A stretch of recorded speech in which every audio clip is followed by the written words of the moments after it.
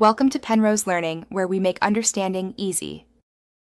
In this video, I will explain how to use hair gel for a middle part.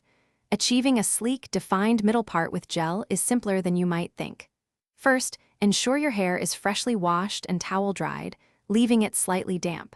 This allows the gel to spread evenly and provide the best hold. Next, choose a gel with a light to medium hold.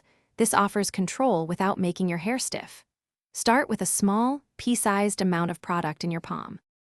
Once you have the gel in your hands, rub your palms together to emulsify it, ensuring an even application.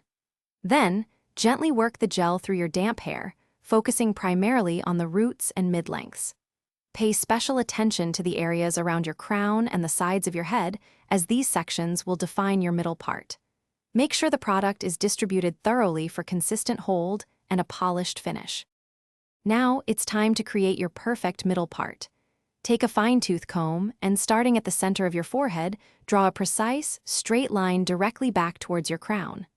Once the part is established, use the comb to gently smooth your hair down on both sides, away from the part line.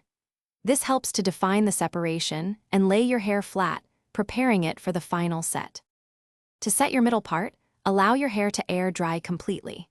This method often yields the most natural and long-lasting results. If you are in a hurry, you can use a blow dryer with a diffuser attachment on a low heat and low speed setting. Remember, it is crucial to avoid touching or running your fingers through your hair while it is drying, as this can disrupt the part and introduce unwanted frizz. Enjoy your perfectly styled middle part. Thanks for watching. If this was helpful, leave a like and consider subscribing. See you next time.